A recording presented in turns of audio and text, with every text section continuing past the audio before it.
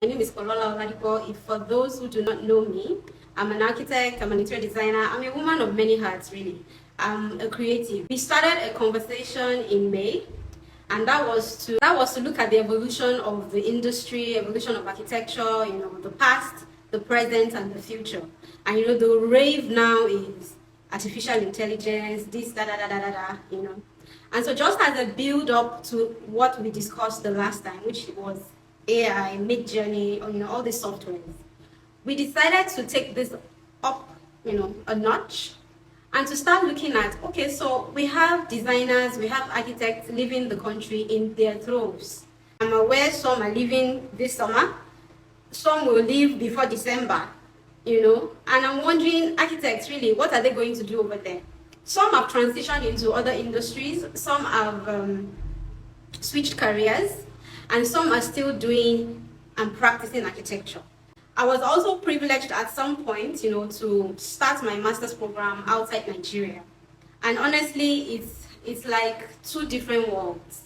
And so our guest tonight is someone who has been there and done that. He has gone through that process from back in the day, as far back as 2014, 2015. He made that decision to move on to the United Kingdom, for his master's program. And he has done well for himself. I mean, I said it recently on my status, on my WhatsApp status, that I spoke with him. We chatted a little last night, and I was really impressed by his choice of words and the level of openness and vulnerability. Honestly, a lot of people will not do this. Like, you're on your own, When you travel overseas, really, you're on your own. Even family will stab family in the back, but he was so willing, he was so vulnerable, and he was so open to share his experiences, his mistakes, his errors, what he could have done better, his sacrifices, and how he was able to wade through all of that. And so I'm just going to read his bio because of time. I mean, it's weekend, but I know a lot of people are also going to prepare for church and for other things tomorrow. I'm going to read his bio. It's very short, but you can check him out on LinkedIn as well to see some of the fantastic, fantastic things he has been up to in recent times. Okay, so if you've joined us before, then you know that this is the format of our Instagram live sessions at the FTC. And so our guest tonight is none other than the architect, Olu Fagbewesa. He's an architect, he's Nigerian, and he's also British. Prior to obtaining his master's in architecture from Kingston School of Art in London, he worked with a design and build practice in Lagos here and Accra, where he delivered a wide range of residential, commercial, and cultural projects. In 2015, he joined the renowned architectural British practice Grimshaw Architects in London, where he continued to deliver large-scale and high-profile projects of that in the higher education, commercial, leisure, and transport sectors for many years. He was instrumental in the delivery of a new engineering master plan for the University of Cambridge, UK, and co-delivered the first phase civil engineering building within the master plan, from the design phase to construction phase. He also led the winning design competition entry for the second phase building, which is currently under construction, and built to be the National Center for Propulsion and Power upon completion. Hey, Paula. Hey, hi. Hi, hi. Hi. Can you hear me? Can you hear me okay? Loud and clear. Awesome, awesome. Thank you How are you? very much for having me here. Thank you. Be really honored. Thank you for joining. Okay, so now that we can see you bright and you look good, by the way. Thank I love the rings. thank you very much. Okay, so let's take it back a notch. I mean, I know now we're grabbing the bags and all of that, but let's take it back to where it all started from. I know we were in school together, and not everybody is currently practicing architecture. You are, I am in some capacity. And so just tell us that story. What informed your decision to even look outside Nigeria to start with, to get your master's program? Was it because you wanted the quality? Was it because you wanted additional information? You just wanted to know more. What informed your choice to even go overseas to further your education? What was the motive Yeah, behind it? yeah. Thanks a lot. So, obviously, given my sort of bio already, thank you very much for that. So I suppose for me, I'm a sort of second generation architect. My father was an architect as well. And he studied in America and was practicing in America before he passed away.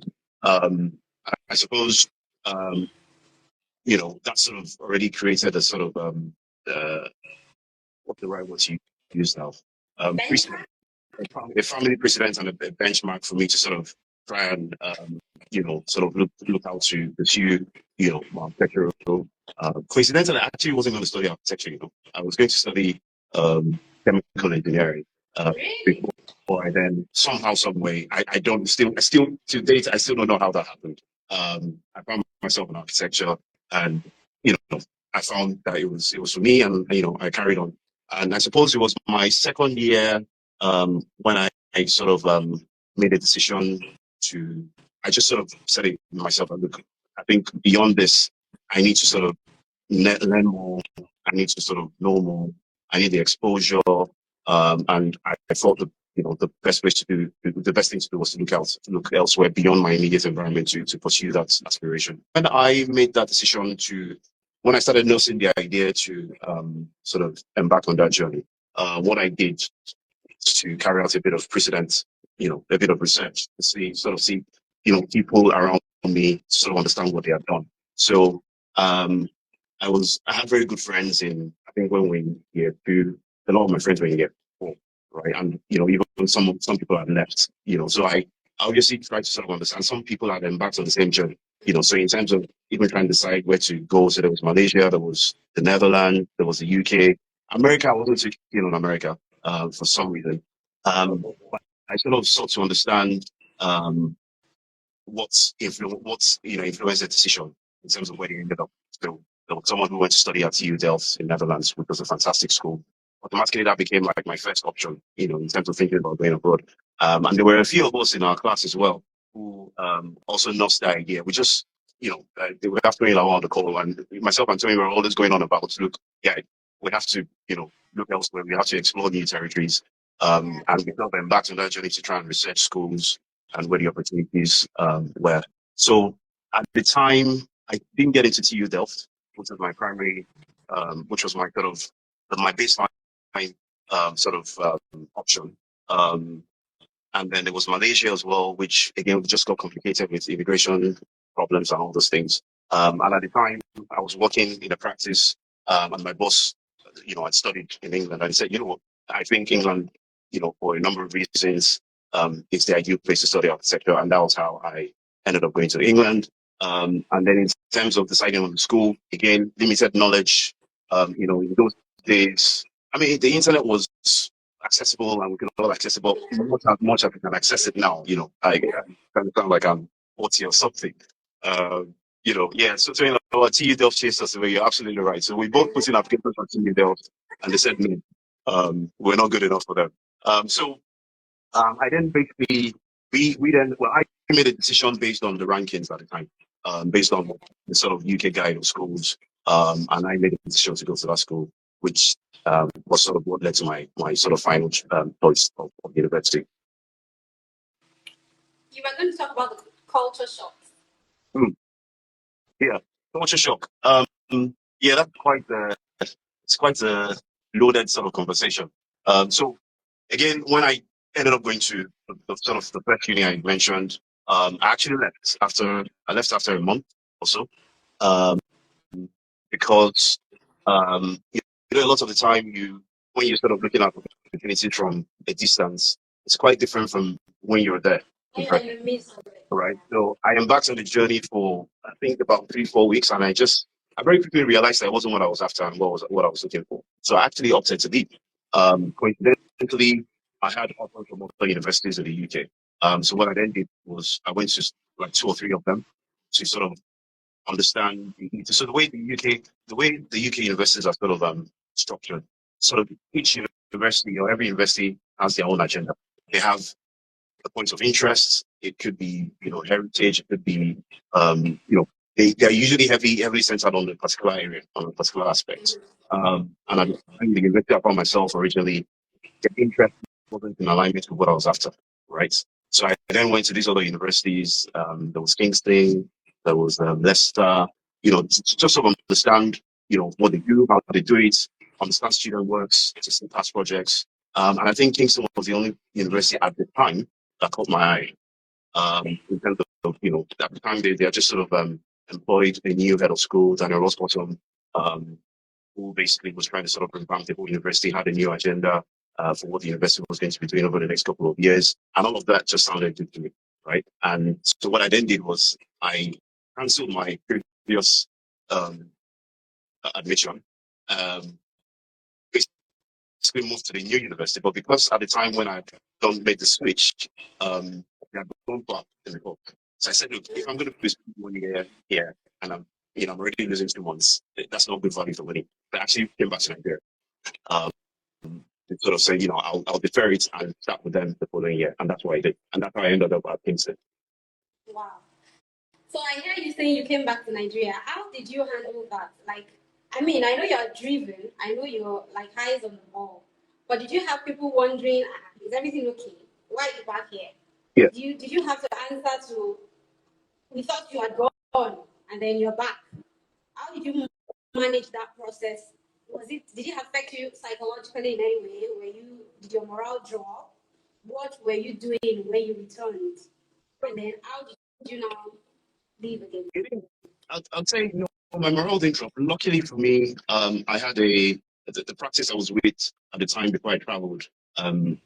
They basically took me on as soon as I got back. That was one. Two, I did not feel like I owed anyone any explanation, quite honestly. It was just a situation of anyone who wanted to ask, I told them what the situation was and what happened. And also because, it's not, when you're going to study abroad, it's actually a small money. So in the real sense, if you're not getting the value for the money, you paid, and especially when it's the village that sent you out there, you definitely want to get, good value for what you pay for. So honestly, morale wise, though, I actually got busy even before I left.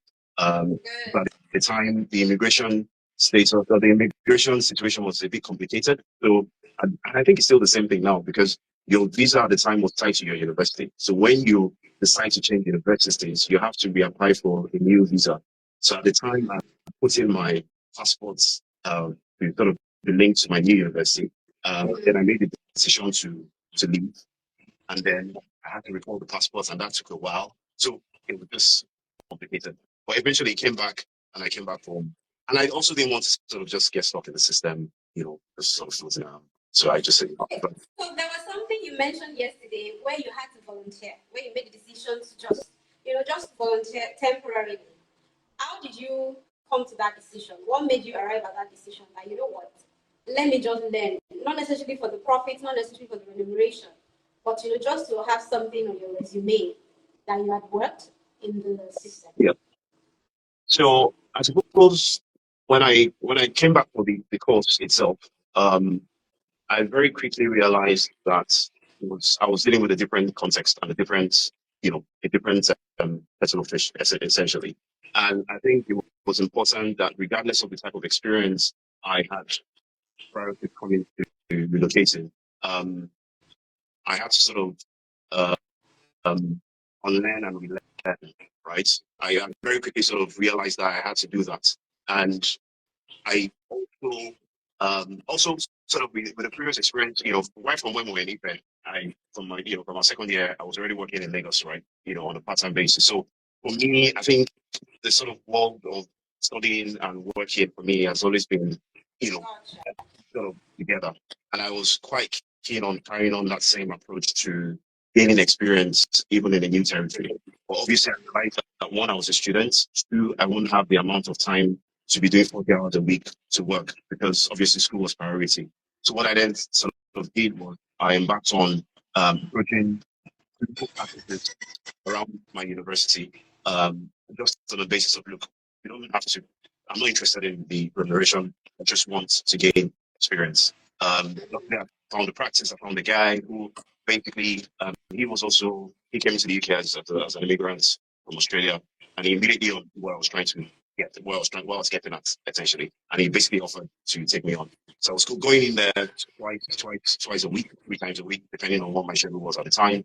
And it was so, accommodating, and in sort of, you know, I would say early days put me on the path of basically trying to take me on. I remember the second day I started working with him, he took me to his clients, and I was there having conversations around someone's house which would essentially, it's a totally different conversation from having a conversation with a client in Nigeria, because you're talking about, new values, you're talking about insulation, you're talking about boilers. We don't do any of that stuff, but that sort of helps me, even the terminology in terms of how you communicate, what you say, how, all that stuff really helps me. And it also helped me with school, because I could then apply real time um, experience from just volunteering and just trying to get experience. I could immediately apply all those knowledge into myself at schoolwork, and that was really useful for me. So good. So after graduation, what happened? How were you able to neutralize in the system? How were you able to get into the system as a core professional? Um, okay, so when I finished, it was during Theresa May's sort of era.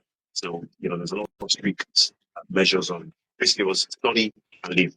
So I wasn't, I wouldn't say I didn't try to, I did, like normal apply for jobs, but nothing was from it. Even, yes, I got interviews and everything, but it was always a case of, when you get to the part of you have a passport or you have the right to leave, and you say no, like, okay, we'll get back to you. Well, wait, once you hear we'll get back to you, it means that, so I think it got to a point where I just said, if this is what it is, I'm just going to, head back home and see what Nigeria have to offer.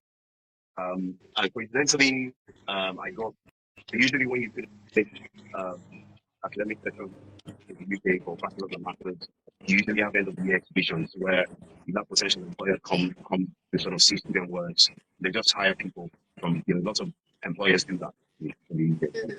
And coincidentally, my work caught the interest of one of the partners from Rachel, who then requested to have a conversation with me, and long as job, that's how I got the job. So, and obviously, from nowhere, didn't see that coming, and then I'm having to start, professional work in like 2 weeks after finishing uni. The whole basically, I bought my ticket to come back to Nigeria, So, I had to sort of then reschedule all of those things and all that stuff. So, in terms of settling in, obviously, it was a big shock in terms of just work ethics, and communication and process.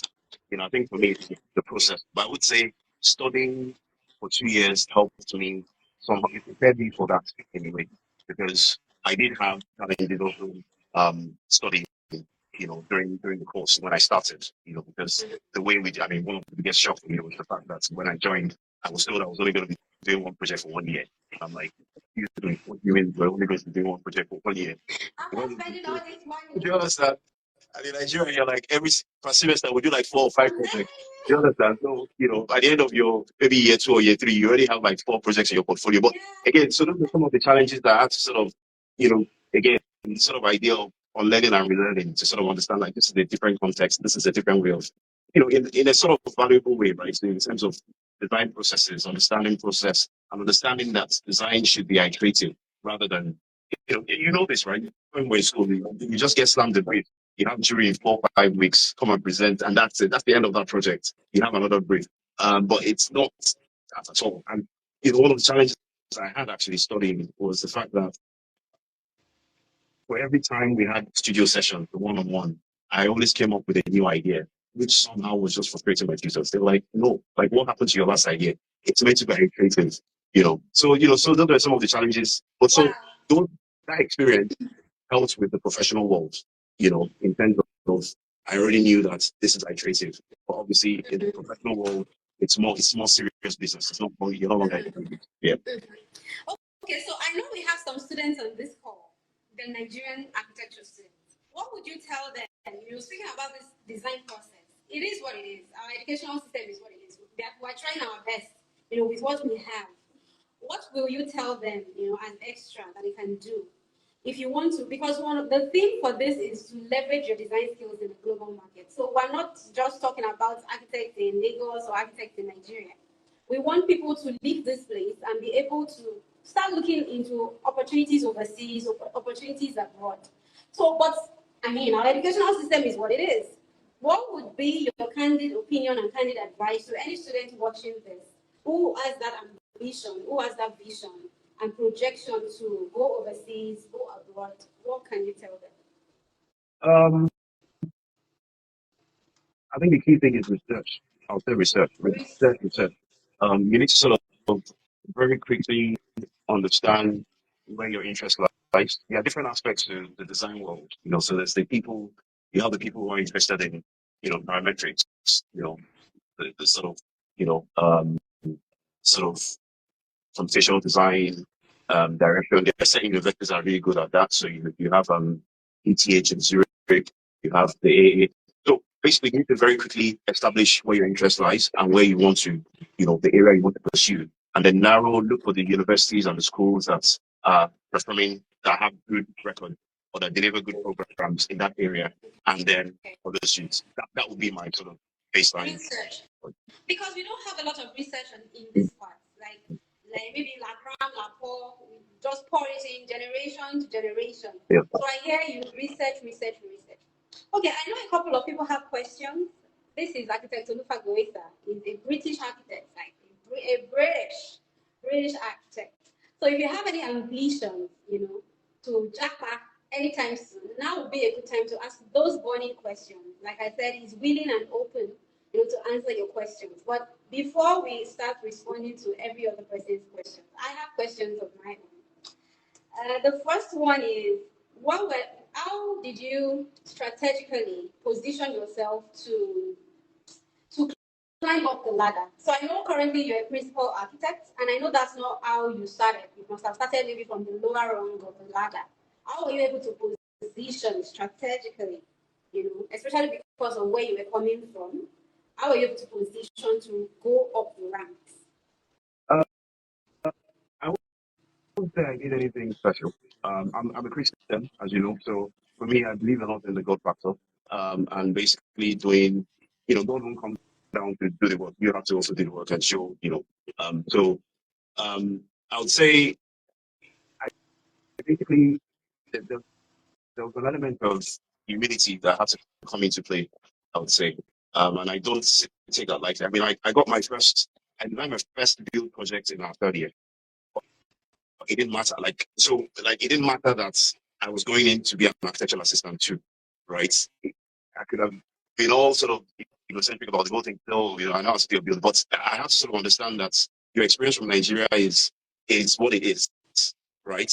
What that gives you. I'm going to, study in a place like Ife, right? You build tenacity, like you're very sorry. You have a sort of can-do attitude, right? And you never stop learning, right? Yeah. And so when I found myself in a situation where I was employed as an architectural assistant too, and I was basically, you have to rise through the ranks, right? You have to do what architectural assistants do, but in a way, your work somehow will speak for you, because then they can see that some of the outputs, some of the way you are engaging is not at that. You're not more than an architectural assistant too, and by default, you just get given more tasks and more responsibilities.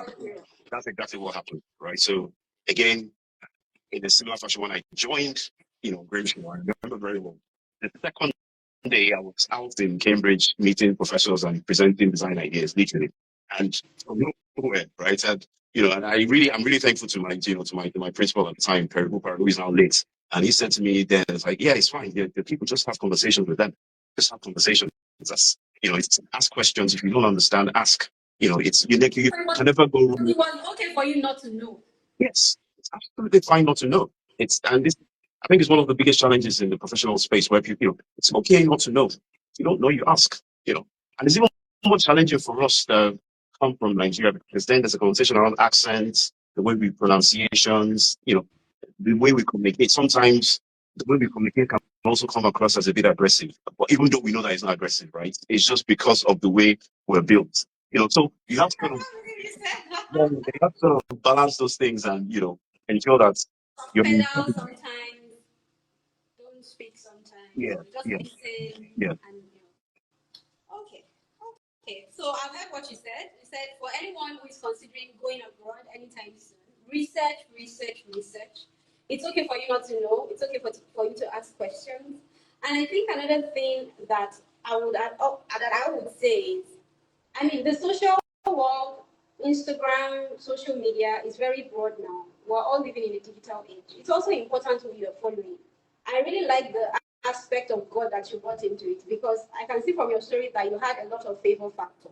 You know, there was the place of favor, there was a place of God, you know, just moving things behind the scenes. But it's also important that you did your part. You know, you followed the right people. You followed who follow who know road. You know, so I also like that part. Something that I do personally is when I see anyone inspiring me, who I aspire to be like, I follow them. I don't just follow them. I check out their followers and who they're following. You know, so I mean, the world is now so interconnected. Information is not so, you know, it's not so hidden like it used to be. So if you really know where you're going in life and you're very driven and you're very sure of what you want, information is everywhere. So research, research, research, research into the past, research into the present, research into the future. Absolutely. AI has a lot to do with the future, and so you can also leverage artificial intelligence in this space. So I don't know if there's anyone. Martha says that. Martha, I know you're very good when it comes to questions. So do you have any question that you would like to ask? Oh, I think we have one. Do we? No, not yet. So if you have any questions, now would be a good time. So please put in your question. Any questions at all? Let's know where you're joining from. Are you joining from Australia? Are you joining from Europe? Let's know where you're joining from. I'd like you to now speak about what are your projections, what are your plans for the future? Are you planning to open your own professional practice in the United Kingdom? Are you going to come back to Nigeria to pay it forward? What are your plans for the future? I don't know. I think it will as it comes. No, that's an interesting question actually. So I made a decision about 3 years ago now to leave mainstream design, the sort of mainstream architectural practice for a number of reasons. One, um, mainly because my background was I started off the professional world in a design and build environment, right? Which meant that I mean in the traditional sense, in the Nigerian sense. So we were architects and we were contractors. So and so that's sort of space where you are in a multidisciplinary environment where you're dealing with art. So when I was in Nigeria, my typical day was like in the mornings I go to sites, I resume office at 12 or 1, and that's when I start design work. That was literally my day. And again, I sort of didn't feel like I got that in where I was previously. And that's why I then decided to move to the multidisciplinary environments, Jacobs, where we're basically all the fantastic. We do everything. We have in-house engineers, MEP, everything. And for me, that sort of worked really well because design it's not sort of, it's not one-sided. The true, the true manifestation of design is, all encompassing. And I just sort of praise, being in that type of environment again. And that's what led to so in terms of what next after that, I don't know. Fingers crossed. Watch this. That's fair enough. Let's take this question. It says, Safago, if you had the opportunity to do this all over again, would it still be architecture? Would it still be architecture? I think so. Oh, good. I think So so. are you a night owl or an early morning I'm a riser? night owl. Well, it depends. Oh, It you depends, are. it depends on who you ask. If you ask my wife, she'll tell you I'm not a night owl. But then the one I've known for the day, But I think I'm a sort of, uh, if you were to ask me to sort of describe myself, I adapt to situations, right? So I mean, I know that this is healthy, and I'm not going to suggest anyone does this, but I remember in uni days, I did more than 48 hours stretch, looking at the deadline. And I've done that, So for me, it's like you respond to the demands of the projects and the demands of the, and, just balancing those things. But obviously, in the professional world, it's a different thing. We need to sort of create a balanced, work-life balance. And Jacobs doesn't even encourage that, where they don't encourage long hours working, very big on Working all around the clock. yeah, I so know they it's take really vacations very seriously. Like when it's time to go on vacation, you go on yeah, vacation. yeah, yeah, yeah. Okay, I have another question for you. How do you deal with a design block? Do you go for a walk? Do you talk it out with a colleague? Do you change projects? Like, give me another project. Do you eat a snack or you watch a movie? I watch a movie. What I deal with it is actually quite so what I do is I seek to find inspiration from other typologies. So let's assume, the task is design a house, right? I go look at churches, go look at museums, precedents, research. The truth is, design is a very, very the outputs of our sort of design process or the final output is as a result of a number of things that we've seen, blended with the baseline brief from the client, right? So I think a lot of these experiences and inspiration can come from anywhere, can come from you looking at an image of a gallery and just seeing the way certain things work, and all of a sudden you see, I think that can work for what I'm doing, and you sort of find inspiration there. Let's assume for a minute that you're not an architect. What would you be? I'll be a builder. A builder? That's still construction. No, no. A builder is well, okay, fine. So are you saying outside of the AEC industry? Yes, Fine. yes. Totally Uh, pastor? at some point, sorry, what did you say? A pastor. Okay, moving on. Maybe an engineer actually. Maybe a chemical engineer. Maybe. So I process is just important to process. Yeah, I think process. I'm sort of process centric in a way, and I can't say that it's. I mean, obviously, studying in England helps me discover that, and it helps sort of help me nurture that. Um, help me nurture that. What's the right word now? Do I call it a skill? I'm not sure if that's the right. I think it's a skill. Yeah. I was just going to ask you, what's your go-to tool? Like when you start your design process, what's your go-to tool? I know someone on this call, coffee. If you give her a cup of coffee, she's gonna deliver. So what's your go-to tool in the design process? Uh, so when you say go to tool, is it like sketching on board or? Yeah, do you put pen to paper? Yeah. Do you go on your computer directly? Or I never go on my computer directly. Never. I don't think I've ever. I don't think I've ever started any projects with by just doing on computer. I think there's a lot of the idea that the connection between your brain and your hand can be quite powerful as a tool, as a way of thinking. I think it's still very, very, even despite AI. And I think that's why you see that even these days you can see through a sketch, take a photo of it, put it onto the AI thing, and you can so I think that sort of connection between your hand and your brain, I think is very important as a designer. And I usually try to pick up every project like that. Okay, there's another question here. It says, I know you mentioned doing a project throughout a year. For the average Nigerian creative, how is this exciting?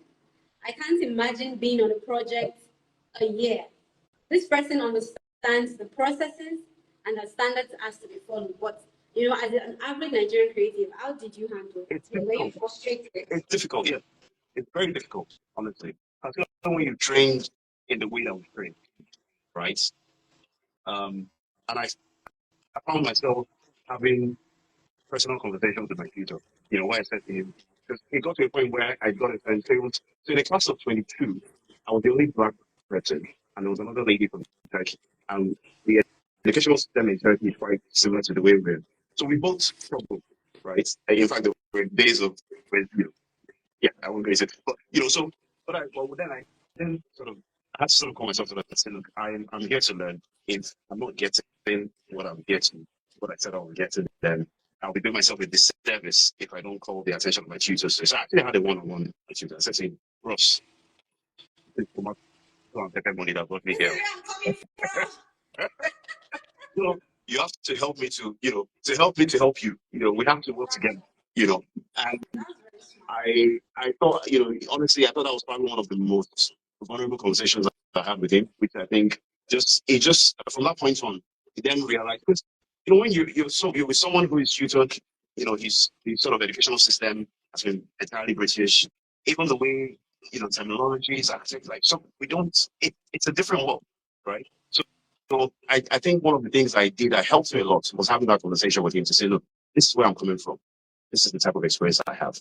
All this is new to me. So you have to sort of, when you're sort of giving instructions, you have to, you have to understand and appreciate that there might be other people from different parts of the world who don't understand some of this language. So And from that point on, you know, it's it sort of helps. Yeah.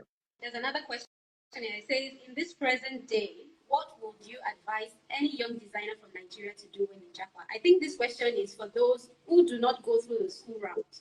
So suppose an architect or a designer, it's time to Japa, and they just leave, maybe family or whatnot. So if they're not really going through the school route, what would you advise that kind of person to do? Yeah, it's a very honestly, it's a tricky question and a difficult one to answer because I don't know if I didn't. So I think the fact that I studied there for 2 years before going into the professional world definitely helped me with stepping into the professional space. Right now, I can imagine if um, you're just sort of moving, changing environments, and you're going straight into the professional world, especially for architecture. I'm not saying this is not, think it's not applicable to other sectors. Again, I don't know. I believe for medicine, you do your lab 1 and 2, the global thing. But architecture is a very, which is why even in America, for instance, the fact that you're qualified in Texas doesn't mean that you're qualified in Washington. That's right. There's a reason why that happens, right? So, and I think we already know that architecture is an incredibly difficult profession to start with at the baseline. So, and I've had people ask me this question as well in terms of, what do we do? Again, I think it's all reliant on where you are. I think what's obtainable in Canada might not be applicable to the UK, and might not be applicable to Australia. But the only thing is I can only speak for the UK. So obviously the UK is very heavy on um, being being qualified and all those things. So what that means is that they're very keen on UK sort of educational experience. Obviously, that was always given leverage. But then I believe that there are other aspects that one can explore. I think as an architect, regardless of where you trained, every architect is a natural design manager, right? So because it's all about you being able to, you know how to read drawings, you can coordinate things, you can take minutes, you can coordinate multidisciplinary information. I believe that definitely one route I would say that people who are moving to the UK can explore, because that way you can then easily familiarize yourself with, not to say that there are people that haven't done it. I know of 1 or 2 people who, by virtue of moving to the UK as a dependent, they've been able to secure section jobs in the design environment. But obviously, knowing fully well that they need to go out and pursue their RIB accreditation to be able to sort of rise through the rank and everything. So nothing is impossible, I would say. So I would say um, there's no standard route, or there's no standard suggestion or advice I'll give. All I will say is be open-minded. If one sort of direction is not looking like it's making, presenting opportunities, there's project management, there's design management, there's sustainability, there's BIM, there's computational design, there's computer graphics, there is model making, so there are other sort of aspects of the design process that you can sort of plug into depending on where your interest lies. Okay, next question. It says, in what ways do you think architects in diaspora can contribute to improving the quality of architectural practice in Nigeria? That's a very solid question to me. How can you guys contribute? Okay. So you should be answering this question yourself. Why are you asking in America, I think you should definitely come on this program and in this series and also share his experience. I think it will be valuable. So I think it's a very. I think it sort of stems from this idea of giving back, right? When you sort of go out to sort of see. So I think that the educational system needs to be overhauled, right? That's the sort of baseline. I think the way the way we work, or the way we are taught, in a way sort of goes out into the professional world, and ultimately sort of there's certain types of clients that are not um, very keen on design processes, right? So this is me moving. I'm basically trying to address 2 things with the singular question, right? So in terms of how we can give back or contribute, I think it's just by engaging with the people around the school, the younger students, and basically opening them up to other ways of thinking. So I remember very well myself and Tony, when we were uni, we used to have conversations around how we approach design projects. So, for me, for instance, I always just wanted to do. I always asked questions. I was always interested in asking questions in terms of why is this way? Can this be done this way? You know, and so I think whilst I was in school, when I was in school, I was explorative, to a certain degree. And I just wanted to sort of, and I think there are definitely people who have that approach as well to design, even in Nigeria. And I think they just need to sort of perhaps hear from people like myself, from Tony, from the other people, Adeshokunbi, there are other sort of people who are doing really well in the architectural world. You hear from them that their thinking and their approach to work is valid. Yeah. And that doesn't end after you get a brief for 5 weeks, right? And then you have a jury. That the sort of idea that can evolve into, you know, research-led projects or whatever it is and yeah, I suppose that's in my way. It's just by engaging. And that's what myself and friend Obina Ledo, who we both have an outfit called Adire. In 2019 or 2020, I can't remember now. We went to Imo State University where we had like a workshop with students, basically just taking them through design processes, and just basically making them understand that there are other ways to approach design than an A4 paper with a set of deliverables. Still speaking about the student world, there's another question here that says, as an immigrant student, did you have access to financial aid or student aid? Or, No.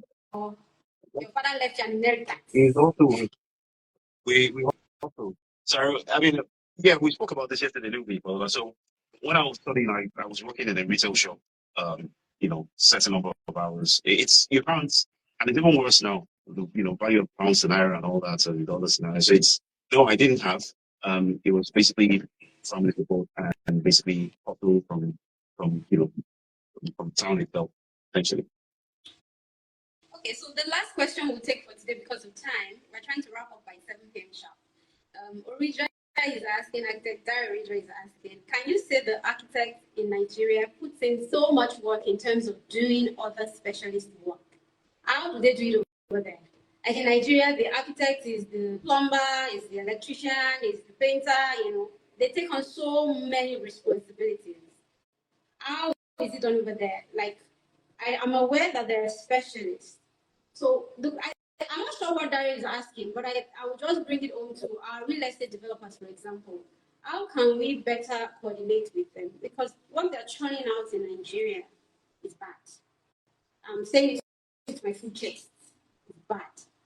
So how can architects and professionals in the building industry, how can they work with the real estate developers? Yeah, it's a very tricky question. I wasn't prepared for this, so I think I'm going to struggle a bit to answer the question. But it's a very, I think the real estate industry has seen the change that is very.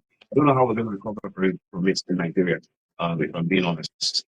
And I don't know if it's a question of regulation or the professional body or the real estate or the professional body themselves need to sort themselves out. I honestly don't know what the solution is, because every sort of de facto is it's all about profits, right? So this sort of idea. Well, how is it done over there? How is it done over there? It's obviously because everything is regulated to a certain extent. So when you're doing certain developments, for instance, there's a certain, depending on the size of the development, you're sort of you have to give back. You have to provide affordable housing as part of. If, for instance, you're within a residential scheme, say 100 units, 150 units for any developer, a certain aspect of that has to be affordable for so things like that also help with ensuring that things are accessible for the everyday man. Obviously, it also has its own challenges and all that, but because everything is sort of regulated, everything is guided by the law.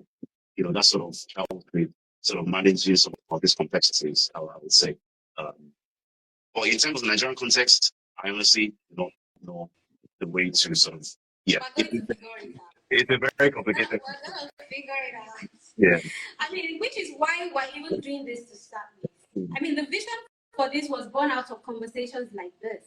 Like, what exactly are we going to have 20 years down the line, 15, 30 years down the line? What's going to happen to the industry? What's going to happen to the profession?